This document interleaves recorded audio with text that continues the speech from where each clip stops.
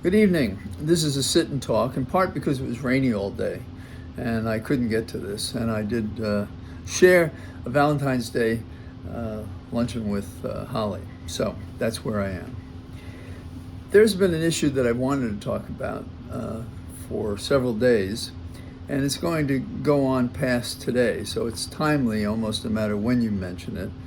And if you wanted to go back to 2015, it was first enunciated in the discriminating tones of felon Trump, who spoke then of how we had to get rid of those people coming across our borders. And from that day to this, he's played upon the fear of, I guess, what he suspects is unknown, which are the rights of migrants in our country and why they would come here in the first place, because unlike Trump, they believe this is a place for people to come to find freedom and independence and equal justice before the law.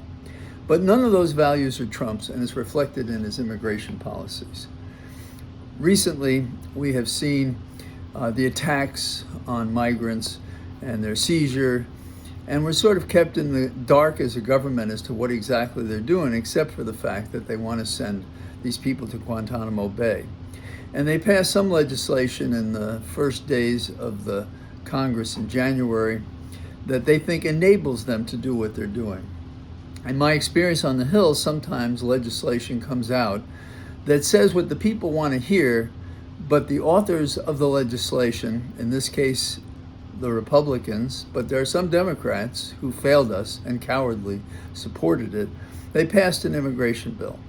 And the immigration bill is not righteous. It is, why don't I do this?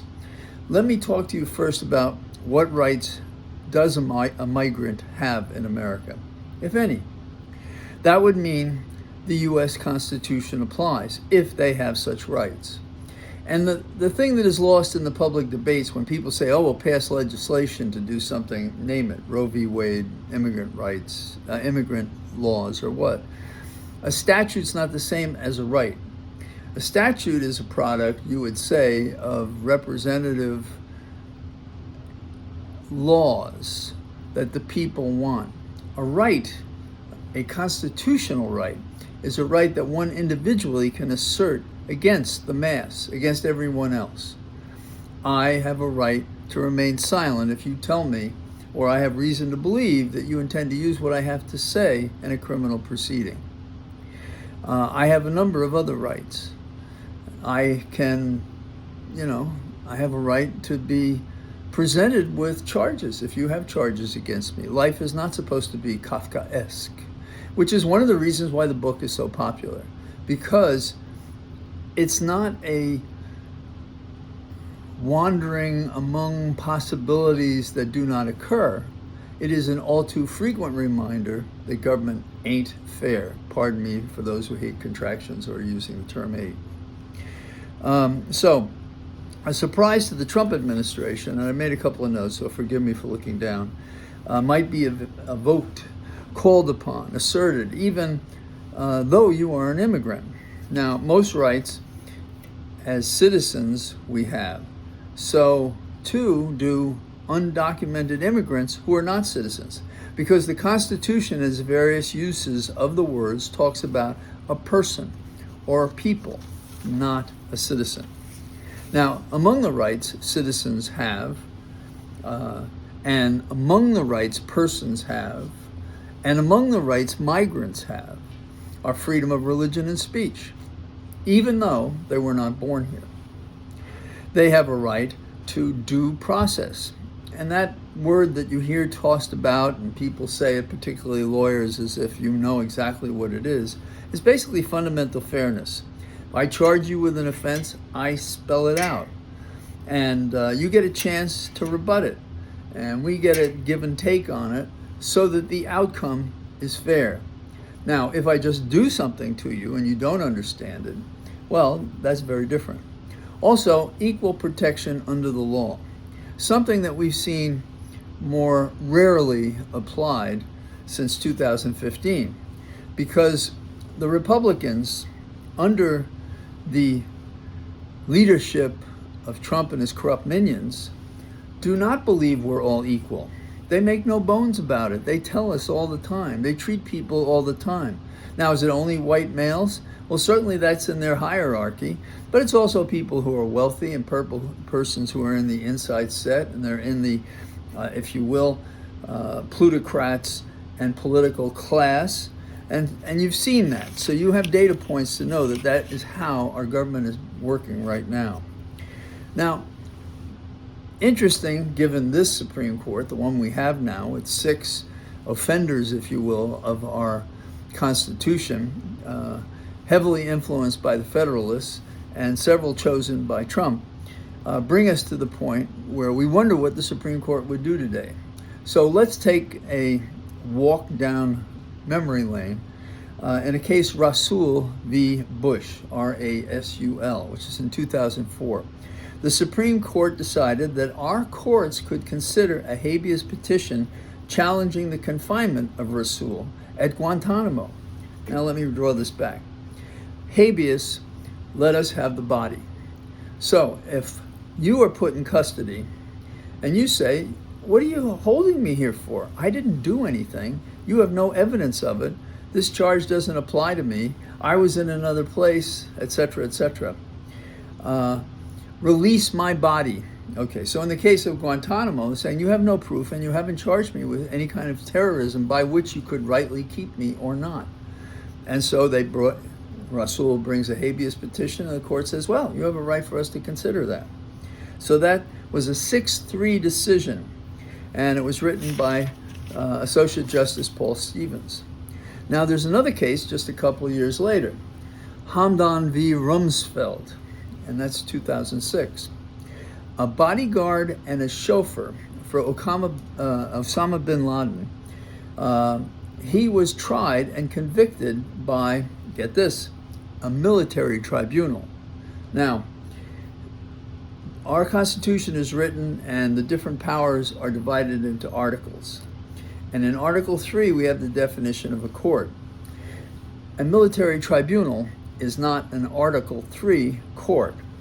This tribunal, for which they subjected Hamdan to, was not an Article 3 tribunal.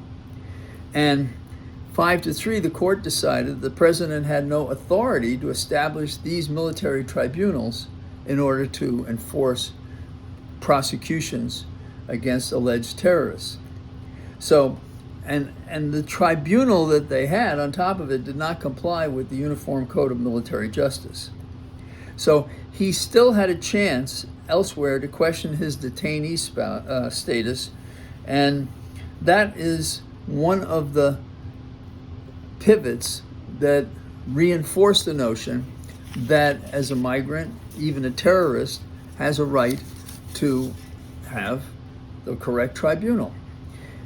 So these are important precedents because they act as if we can do anything, treat humans as ragamuffins because they weren't born here, they're not citizens here, but that's not the test. And then a couple of years later, in case Boumediene v. Bush, Congress passed a law stating that enemy combatants couldn't challenge their detention even in an Article 3 court. And as I said, the Constitution is divided into articles, and 5-4, the Supreme Court wiped that away, said the act was no substitute for habeas. Again, habeas, a constitutional provision that allows us to attack our custodial status when brought on by our government, and our government means to a person or people, and not necessarily and not limited to citizens. The question of what about enhanced terrorist or interrogatory techniques, really torture, sounds like an Eighth Amendment violation, but that's what happened, and I suspect will happen when we have the migrants moved to Guantanamo pursuant to an act we haven't yet discussed that was just passed during the beginning of this year and was up in the last Congress, but we're going to talk about the current version because that's the one that's going to be applied. And so I think that when you're having what they call enhanced interrogation techniques instead of torture, that I think that sounds pretty close to two things. The Eighth Amendment, which is decries and prohibits and forbids cruel and unusual punishment, torture. And some defenders of what they did at Guantanamo say, hey, this is not the United States. And others have said where it is and what it is, which is a U.S. occupying force to beat up terrorists now, to compromise the individual rights and liberties of migrants. So what about the fact of indefinite retention as occurred in the case of Moath Hamza Ahmed Alwai? That was in 2019. And in that case, and this is what could happen to migrants. You send them to Guantanamo, and they're just there, and they're there, and they don't have charges, and they don't have hearings, and nothing happens. And Justice Breyer, then a member of the court, expressed some concern about that. Again, due process. Due process, that is it fundamentally fair if I beat up somebody? No, I don't think so. Is it cruel and unusual if I beat up somebody? Yeah, I think so. So we have to keep these values, which are American, in mind when we're analyzing what our government is doing.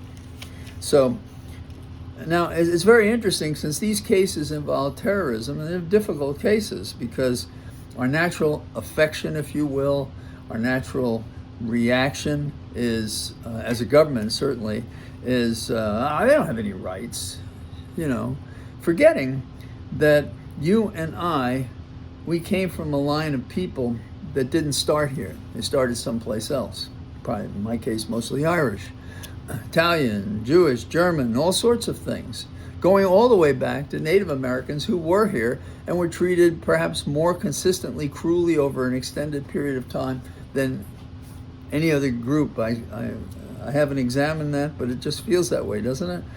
So this is the condition of where we are. So if you look at terrorists and we're treating them this way as persons or people, then what about migrants? And this is where the rub comes. The Congress has been batting around politically and legally the Laken-Riley Act. And they made that law on about, I want to say January the 9th. You have to check me on that. Now, the pitch for this act was that Ms. Laken-Riley was killed by a migrant. So Congress passed an act that involved violent but also nonviolent offenses, encouraging discrimination and arbitrary over-detention. Now let me break that out when they say unpack it, those experienced analysts on TV. So the act goes after those to be migrants. It goes after them and targets those even before and without a conviction, and based on a nonviolent offense. So here it goes. You're a migrant. I charge you. That's enough for me to scoop you up. You're arrested. I can still scoop you up. You're convicted. You haven't had an appeal. Then I can scoop you up. You admit to having committed certain acts which constitute the elements of a crime. Now, lawyers are comfortable with this notion, but name a crime and say battery. Okay. Battery is an unconsented contact. So I touch you, and I didn't ask you, can I do that? And you didn't say I could, and because you didn't say I could, I may not. I cannot, not legally. So it is without consent, that's an element. And two, the battery is actually touching, the touching. Now, it might be a punch in the mouth, it might be dragging you through the street. Those two are elements. And you can question, what is the intent? What if I'm talking to you and I accidentally brush you? And I had that case. And the court decided accident didn't matter, it wasn't an intent crime. I disagree. I think if you're going to charge me with battery, I really should intend to touch you. I should intend to do something. And they were very close together in this one case I had, the two people. So, and what are the elements of? Now they talk about this murder. Now, by the way, if we have a process to prosecute criminal cases, and it, as well as the rights, applies to the individual who does it, we already have a remedy for these people. When I say these people, which is always an unfortunate way to describe it, migrants, they're sort of trapped by their own rhetoric that I would say these people. They're not these people. They are persons that are deserving of our patience, deserving of the rights that we extend, if you will, to strangers. There's a long tradition going back to the Greeks that if you present yourself at the door, say from downtown New York, and you're in Athens, the stranger ethos is to take you in and to take care of you. This is much absent in the Game of Thrones from what I've seen, because I've only started watching it. So now, what are these acts? Any burglary. A burglary, is that violent? No. If there is violence, that's something else. Theft. Could Jean Valjean steal a loaf of bread, but be charged with it, but not yet arrested or convicted of it? Larceny. I take something. Well, what if there's a contest on whether or not I had a right to take it? It was mine. I lost it. Think of O.J. Simpson, I don't know, gathering whatever it was that got him in trouble again and put him in jail for a large portion of his life. Shoplifting. Now, then we get into more serious ones. The assault of a law enforcement officer. And those are the ones they mention. They mention these, but they don't statistically have those as a righteous way to go forward.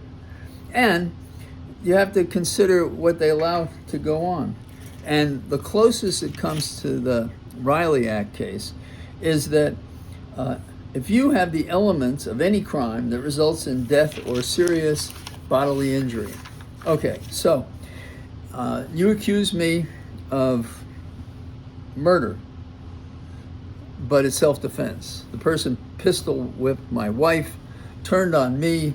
I had a good evening. I knocked the gun out of his hand. He dropped the knife that he went to use instead, and I drive it through his forehead. Self-defense. Should I be, as a migrant, subject to being thrown out of the country because I defended myself? What if he shouted all sorts of things like, Trump says you people are all criminals and you shouldn't be here? In other words, criminal law and human behavior is not easy. And if it's done right, we do right when we recognize that the person we're dealing with, though maybe there's an element of an offense here, the intent to commit a crime, the affirmative defense of self-defense is something to consider. Now, this comes with a lot of heavy-handed propaganda. Mr. McClintock, on or about January the 9th, I believe that's when it was before the Congress, he says, and I'm quoting from the congressional record, how many such monsters, referring to the Riley Act case, how many such monsters have the Democrats deliberately allowed into our country? We do not know, but we are slowly, painfully, and tragically finding out victim by victim.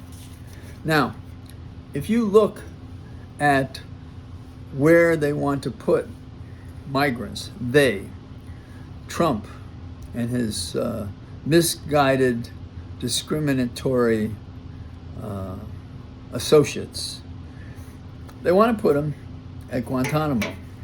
Now, they're not just putting them in the cells where you might put dangerous defendants. They have set up fields of tents with cots inside of them. And if I have a picture handy, I'll attach it. They have cots with in tents. And that's where they're going to be. And these people are not even subject to what I just described. These are going to be people that they're going to insist, you stayed here and you went 2 days past this, or we didn't process it. And now they'll probably be able to say, we fired all those people and that's why you couldn't get it, but it doesn't matter. You had to get it by time and you didn't get it by time. So we're going to put you in a cot on a tent until we send you to Transylvania or some other place. So that's one of the problems here.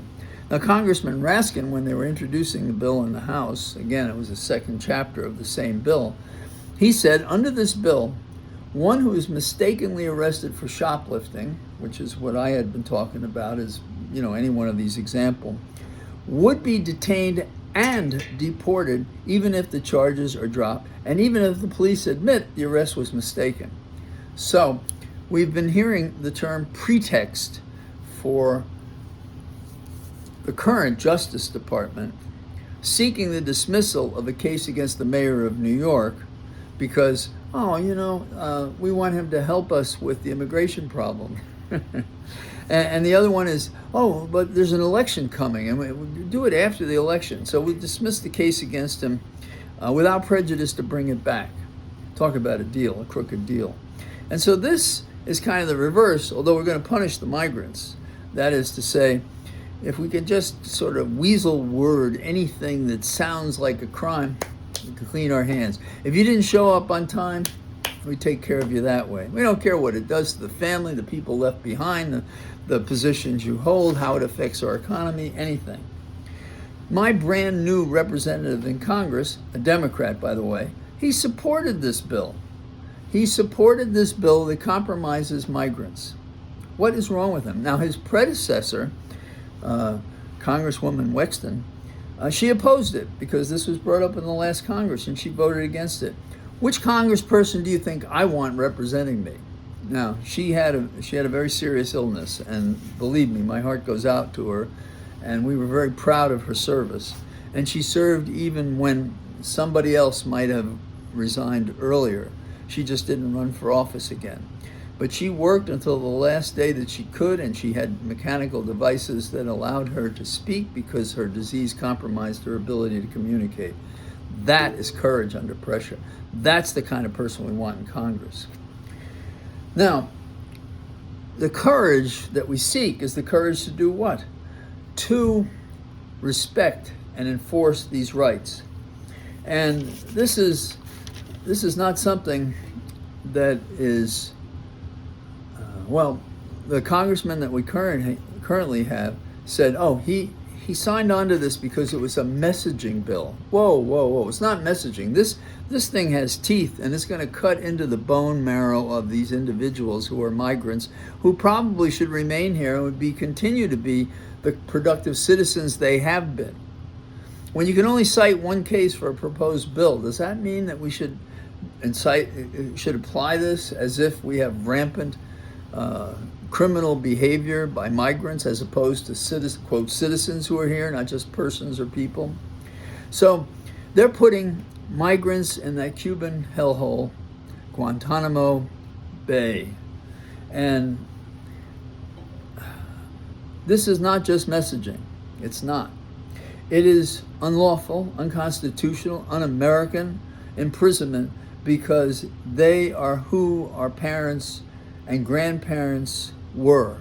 That is, people coming here for freedom, for asylum, to have a life because of that reputation this country has had in its best times, that it is a place, the land of the free and the home of the brave. Not so much these days. Not with Trump spreading ill will and discrimination in every direction in our government.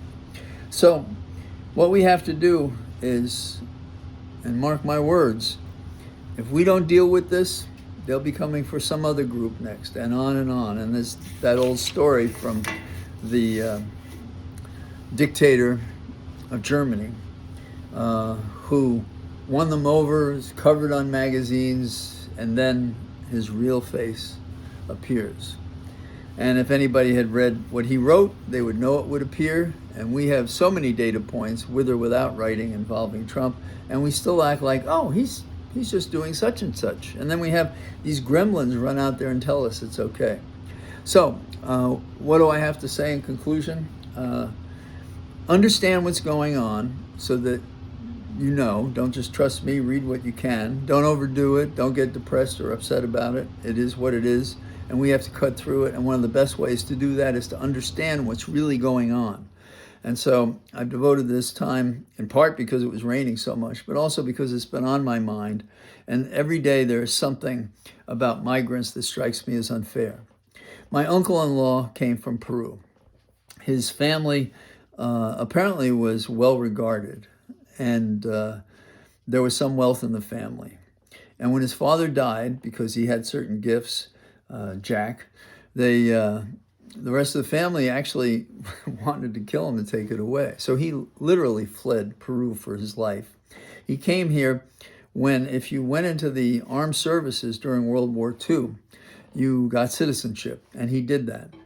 But because of his accent and his look, he was discriminated against the rest of his life. He never allowed himself to be a victim. He was a fabulous person. And when I think of migrants, I think of him. I think of those who came before me, who were Flannery. I think those who came before my mother. Her mother, at 6 years of age, left Ireland to come to America. So, and in each of us, in our histories, there is family, someplace that would be affected by this. That's who we're fighting for. We're fighting for the next group of people, and we're fighting to preserve so that our forebears went through something that the new set of forebears don't have to go through. Put the money down so that we can process the people right. Stop the discrimination. Stop acting like these people who came here because they were suffering and sought asylum here are looking for an opportunity to be able to live. What could be worse than sending them back where they came from? You could ask in the history of Russia what people thought about the Jews being sent back to Germany from Russia. Now, so in history, we've seen terrible things, and we're right there among, I don't know, the top 10 or 20 ourselves right now. So I'm sorry that this is kind of a sad and a depressing aspect of America. But if we don't look at the mirror, who we are, we don't have a starting place for where we have to go. So thank you for joining me. Tomorrow I hope to be out and it won't be raining, and I'll talk to you some more. Bye-bye.